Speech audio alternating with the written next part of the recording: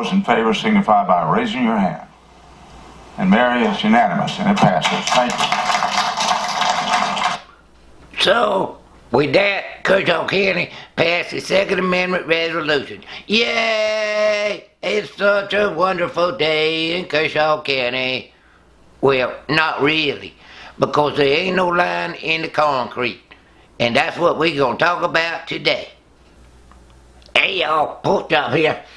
Kershaw County Council passed this here Second Amendment resolution, and I thought I'd give y'all my opinion and opine on this thing, why it's still happening. So, here is Julie Burns. Ooh, be afraid, Julie Burns. Anyway, this here is Julie Burns reading this here proclamation resolution that ain't got no weight in it. But listen.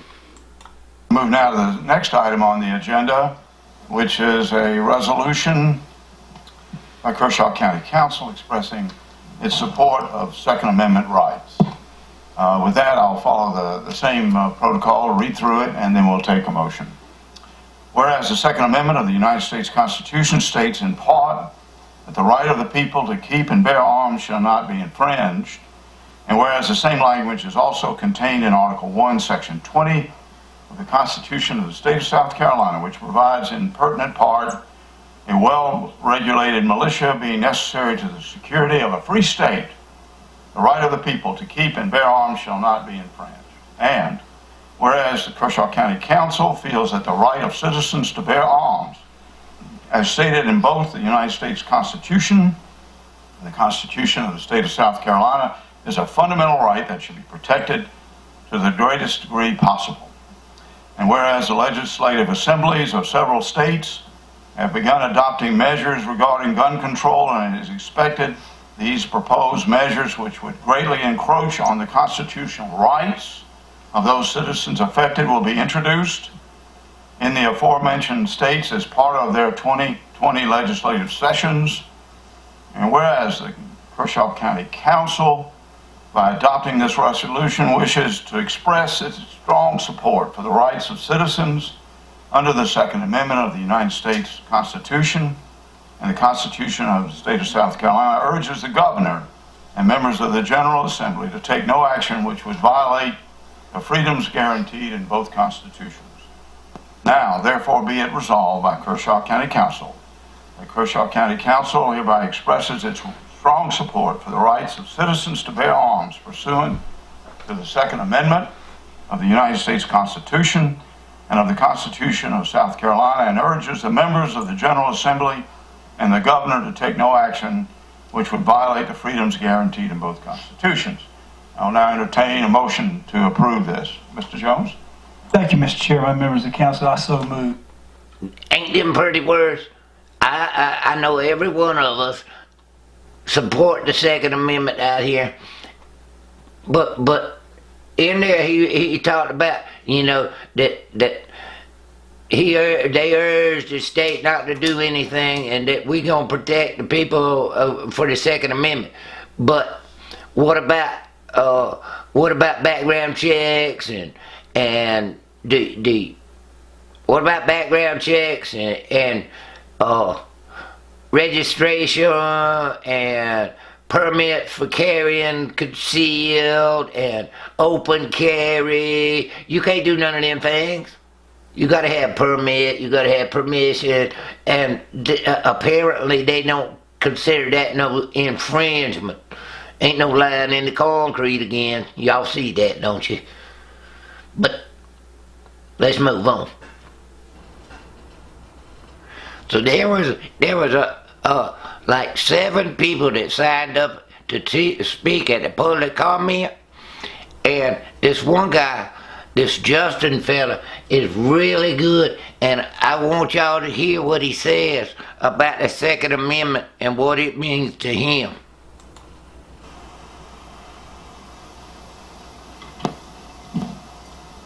Good evening, gentlemen. It's been a while since I spoke, and it's good to see all of you again. I had a somewhat more eloquent speaking notes drafted, but I'm going to sum it up with this. Don't give up your guns. period, dot. Anybody who asks you to give up your guns is planning to do something to you that you will wish you had kept them for. Put more succinctly, those who beat their swords into plowshares end up plowing for those who kept their swords. And the Second Amendment is never more than just a few council members away from being stripped from us. I've had a... Oh, we gotta stop him. Did you hear that?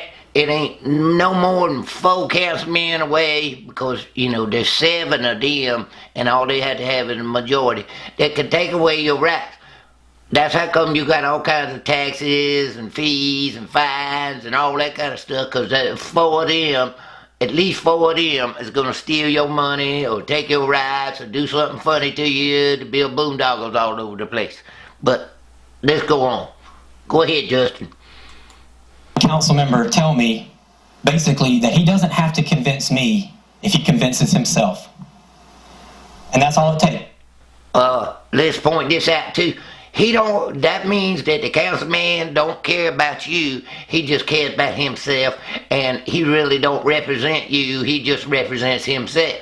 Whatever is good for himself. That self-interest, that's the way people is, you know, in general. Go ahead, Justin. All it takes is 4 of you to convince yourselves that I do not have this right to my guns, and you will vote to try to take them away from me. And then we're going to fight. And that's period. That's the end of the story right there. I hope it never comes to that. And I hope the fact that the Second Amendment did not get created in the 1700s, but stems all the way back to the Middle Ages and English common law, would be enough to convince us that the traditions and collected wisdom of our ancestors has shown us that an armed populace is a peaceful populace and a protected populace. There's a mantra I like to live by, and I heard it only recently, but it really stuck with me. And it goes something similar to this. Strong men create good times create weak men create hard times, and hard times create strong men. And then oftentimes we find that good times and these weak men forget how important the rights that the strong men gave us are to our future prosperity. In conclusion, I'd like to say the second is not up for debate. It is not quibbling over semantics because our comma is here or our comma is there. The militia is us. It is us. It is all of us. This is the organized and the unorganized militia. The right to keep and bear arms shall not be infringed. I do not understand how that could be confusing, but apparently it is to some. And if you are afraid of guns, I've got no issue with you. You don't have to have them. But I'm not afraid of them. And I know how useful they can be for our protection. And it is not about hunting. It is always about personal protection. It has been about having weapons on par with those that are in common military usage. Not muskets, nothing archaic, not English longbows. Common military usage. Thank you. Okay. Justin points out something very, very, very, very important here. The Second Amendment is meant for us to have weapons on the same grade as military, so that if the government gets too big for the britches, we can go in and we can clean out the rat and get rid of them. That's what it's there for. It ain't about hunting, it ain't about all this skeet shooting and all this and personal protection only. Yeah, it's about that stuff. But it's about having the protection against a crazy, crazy government that always happens all the time, every time throughout history, ever, ever, ever, ever. Now, this here lady, she's speaking of on the Second Amendment and says how much she supports it, but this is interesting right here. But again, seizing guns and, creating special local ordinances and all, I just would not have guessed we would be there, but we are there today. Yeah, would you ever believe it when you was growing up that you would ever see the Second Amendment under threat like this? I mean, you didn't know. Remember we used to have gun racks in the back of the pick 'em up trucks at high school and all? Remember that? We don't have that no more, do we? There ain't no line in the damn concrete. There ain't no line in the concrete. Everybody says, oh, protect the Second Amendment, but there ain't no line in the concrete, so they keep going and going and getting a little bit at a time. So, the next one we got coming up is the sheriff of Kershaw County. His name is Lee Bones. Now, listen to what he had to say. I'm also up here thanking our county council. This is a good step, protecting our Second Amendment rights. I'm all for you. I support it 100%. Also want to talk about our checks and balances. Even if we didn't have a council that was supportive of our Second Amendment, and you were to come up with some kind of ordinance to violate the Second Amendment, I would not enforce it. So that kind of works both ways. We are glad to have a council that supports the Second Amendment and a sheriff that supports it. That's a win-win for Kershaw County. I want to thank every one of you for it. Thank you, Mr. Sheriff. Mr. So the sheriff, Lee Bones, says he ain't gonna take your gun, is what he's saying. If they pass something unconstitutional, he ain't gonna enforce unconstitutional law. Well, sheriff, bullshit. I call bullshit, because you do it all the time. You violate rights all the time because the politicians done give you an opinion and made something illegal. Is it legal for me? Is it legal for me to carry my weapon anytime, anywhere I want to? No. Why? Because politicians say that I can't do that, and that is an infringement on my right, and you enforce it. So don't tell me that you're gonna not enforce this one because you already enforcing them. So what are you gonna do? Where is the line in the concrete? Why don't you people ever want to do a line in the concrete? It don't make no sense to me. So now you're gonna say, oh, I won't do this, but when it comes down to it, you ain't got no line in the concrete, you'll back up some more. So I don't want to hear this. He just going political points. That's what they're all doing right here. Let's move on. So let's hear the head honcho of this here resolution. His name is Jimmy Jones. He's on the right hand side over here by this fine lady that helps him. She's a secretary. Well, Jimmy Jones is right there. Let's listen to what Jimmy Jones had to say about his resolution. Any discussion? Mr. Jones, you have the... I do. I would like to, very quickly, I'm going to sum it all up. I have introduced this resolution because of events that are taking place in other states across America. In other jurisdictions, legislation has passed or is being proposed that could limit citizens' access or possession of certain firearms, ammunition, or gun accessories. Such legislation has not passed here in South Carolina at this time. I think that's important for us to know. But I want our federal and state elected officials to know that Kershaw County supports the Second Amendment rights of its citizens. In my resolution here tonight, it hasn't got any power, it doesn't affirmatively take action. Rather, it only supports rights already granted by the United States and South Carolina constitutions. This resolution, this is what's important to me, urges the governor and the General Assembly to take no action which would violate the freedoms guaranteed by both constitutions. And I want to thank the individuals that got up and so bravely spoke tonight. So, what Jimmy's saying is, everything that they've already done, all the common sense gun laws, are not violations of your Second Amendment. But anything else is a violation. Is that what he's saying? Is that what y'all hear? That's what I heard. And he rightly admits now that this ain't got no legal binding. It don't really mean nothing. They're just saying quit, don't do it, don't do no more.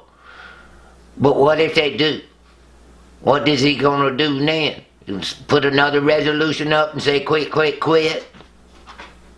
So, you know, as much as the words is pretty and everything, Pochak cannot support anything unless he comes ahead and starts protecting and a restoration of rights. That's what we need, a restoration of rights.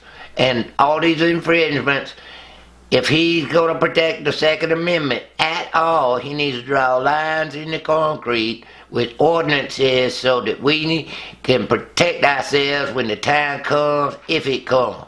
It's better to have a defense now and not need it than not have one when we do need it. And they ain't building us no defenses yet. This might be a baby step toward that end. This is David Snodgrass. He's the one all the way on the other side. See him up there? Not the first guy, but the second guy. And that's who that is. So let's listen to what David... Oh, and I mention he is a reverend, a preacher. Now let's listen to what this here preacher says. I'll say that I do feel like we are blessed that we live in a state in which, personally, I don't feel like we're forced to try to make this resolution. Luckily, we have an environment in the state of South Carolina that is very Second Amendment friendly. Now, we all realize that can change, and so I think that if that wind does begin to shift, that they understand how Kershaw County feels. More importantly, and Mr. Webb brought this up. Let's hold on just a second. You notice what he said there? He said, we're very gun friendly here, and if the winds shift, in other words, what he's saying is that all the infringements he agrees with. He agrees with you got to have background check, you got to have CWP, you can't do this, you can't do that with your gun, you can't walk around outside and have your gun on and all this kind of stuff. He agrees that is okay. That ain't no infringement. But if they come, in other words, he ain't got no line in the concrete. None of these people got no lines in the concrete. That is the point of this whole thing. You guys listen to all these people and ain't got no line in the concrete. How are you supposed to know when an infringement happened if you ain't got no line in the concrete? Don't make no sense. Do it. Let's go. I think more than the Second Amendment, I fear our freedom of religion tends to be under attack. And so I would encourage us to not just this amendment, but to be aware of all the amendments, of all the freedoms, all the liberties that is afforded to us, that has been bought with the price of those who have served. Now listen to that. Did you hear that? He talked about religious liberties under attack. I don't see nobody closing down no churches and all. Do you anybody? Now all your churches is 501c3. That means they shut themselves up. They can't talk about political issues and endorse candidates and all because the government won't give them no tax relief. So I guarantee you his church is probably some kind of 501c3. And yet he's up here telling us we need to be conscious of our liberties.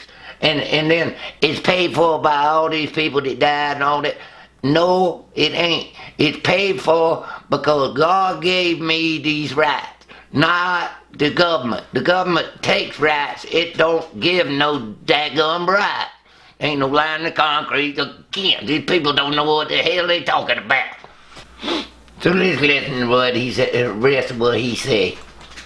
That we are aware of all those liberties, and not just this one, but that we do live in a country that recognizes that all men, all women are created equal, endowed with inalienable rights by their Creator, and so thankful that we live in this nation.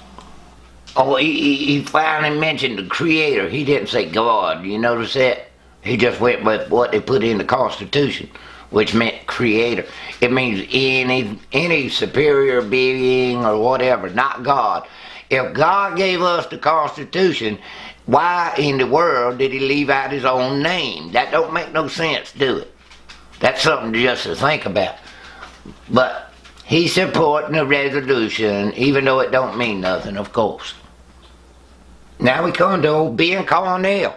Now, Ben, he's got a really good speech. It really sounds good, but it makes some very good points that he don't really explain. And I ask you to find in here if he points to any kind of infringements that he didn't like or whatever. Sometimes you have a unique experience whenever you're sitting on council. Not that this is about me or any one of us, but people from different times in your life will just be in the crowd, and it brings up real strong and poignant memories. And that's happened to me tonight. I remember growing up off Highway 5, Mr. Holland and his kids, and he was one of the first individuals that taught me, in addition to my father, about the importance of gun rights and gun safety. And we grew up with guns out there. For defense, but as kids it was for recreation and hunting primarily. I see Mr. Craig Hudson at school. As he traveled around, he would teach us about the importance of guns in school. Mentioning school, in high school, I can recall several of my friends who would have that cool gun rack in their truck. How quickly things change, huh? You have your shotgun and you go hunting after school. Did you hear that? You remember when all the kids had gun racks in the back of their pickup truck during hunting season? They'd had them guns up in there when they went to school. And you notice he said, you know, those times are long gone, or some kind of thing like that. But he don't say that was an infringement. Why didn't he say, and the Second Amendment being infringed and re-infringed and infringed enough? And I'm gonna draw a line in the concrete, but he don't say that, do he? No, he say, oh, that was good. Them was good times, but they ain't gone now, forever and ever, because we got common sense gun laws. Listen to him. Or go out over the weekend, try to make it to the deer stand real early, and then go to school afterwards, and that was totally fine. That was just Kershaw County. And I miss that. I totally support the Second Amendment. A few of the comments tonight by those who signed up to speak, I think, stick out. Mr. Jones' comment about common military usage. I see an FN hat in the crowd. Not that I'm one of their salespeople or anything, but they contract with the government to produce scars and other heavy weaponry. It would be nice if citizens could have access to it and afford them. Did you hear that? Now he said he agrees that we ought to be able to go in to F&N, which manufactures a lot of big gun, M16s, 9mm, and all that kind of stuff for the military. Now he said that we ought to be able to get that stuff if we can afford it. Now I agree with Ben Cornell. This is exactly right. But why does he say, but we can't go do that? That was an infringement on the Second Amendment. Why didn't he say that? He didn't draw no line in the concrete. No, he didn't say, we already been infringed. This don't make no sense. Why they do that? Does he agree that we don't have it, or does he not agree that we have it? He sound like he do, but he don't. It don't make no sense. Also, Mr. Steele. One of the things that sticks out to me is whenever your Second Amendment rights need to be invoked, it's typically because most of the other ones have already been infringed upon. Your freedom of speech, as Mr. Snodgrass mentioned, your freedom of religion, your freedom to associate, the right to not have unreasonable searches and seizures. All of these rights tend to have been violated in some way by someone. And yes, it has to be the government, I understand that. But I want to make sure that we embrace what he said. And if we're going to do this one, we got to start looking for other opportunities, I guess, to support the entire Bill of Rights in the future as it comes up. You know, Now, he said, "Now we ought to take steps to protect all our rights when the situation comes up." And yet, he knows already. We're getting censored. We're getting censored on social media. We got all kinds of people tracking us. What is that? Unreasonable search and seizure? Does he care about meta data going to the government and all, reading our emails and all that kind of stuff? Oh no, that ain't no infringement. He's speaking out of both sides of his mouth. These politicians, I tell you what, they just want to please everybody, don't they? Go ahead on, Ben, with your little speech. our rights are under attack all the time. One of the portions of the Bill of Rights I think that gets overlooked is the reservation of rights to the people and the states. Anything that hasn't been particularly spelled out in the Constitution to the federal government is your right, and it's reserved to the states. So while this resolution, admittedly by Mr. Jones, doesn't have any real teeth, it represents, I think, the feeling that the people in this room and those who are watching at home and those in Kershaw County and the state of South Carolina do have teeth, that we have the ability to defend ourselves if we need to. And for that reason, I would support the resolution.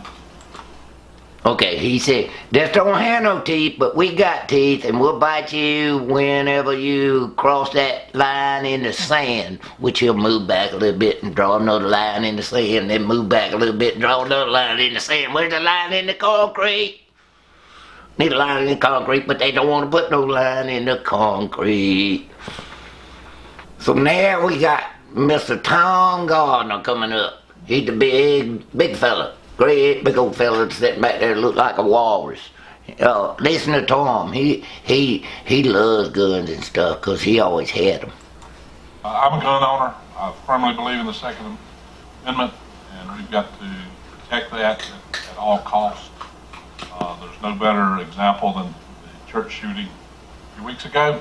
Prime example of somebody with a gun that probably saved a lot of lives in that. You think about the laws and regulations, those things, you know, the laws are for honest people. You know, if you follow the laws, that's who they're for, because criminals don't care.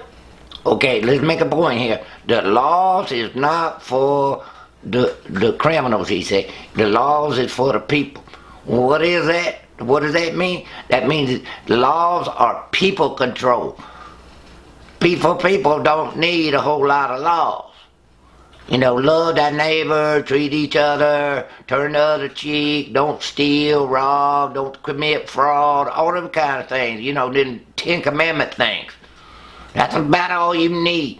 But he's saying that the laws is for the good of the people and all that. It ain't. It's people control. He don't understand it. He got it upside down too. Watch it. What about the laws? You can have all the laws you want to. If you're a criminal, you don't care about those. So laws are for honest people. Laws are for, you know, those of us sitting in this room that follow them. And Okay, now, Tom Gardner is the last one that spoke on this. I want y'all to notice that Sammy Tucker, right here, Sammy Tucker and Julie Burns, Sammy Tucker and Julie Burns made no comment at all. None. Conspicuously silent. Psst. No comment. So, that's when they passed the thing. So, what does it all mean? It means nothing, pretty much. It can mean something. It might be something at the beginning of the start if Jimmy Jones or Ben Connell or David Snodgrass proposes ordinances to give us back our rights, to push back on this infringement that's already taking place, and leave some ordinances in place that would defend us against all these aggressions. And if what would happen if they come to get our guns? You know, tell the sheriff, look here, this is the line in the concrete, and if they come and cross that line, you go lock them up and throw away the key. That's simple, simple, simple. But they don't understand it or don't have the cojones to pass such a thing. So that's Pork Chop's take on the St. Kershaw County resolution supporting the Second Amendment. I hope all of you have enjoyed it, and we'll see y'all back next time.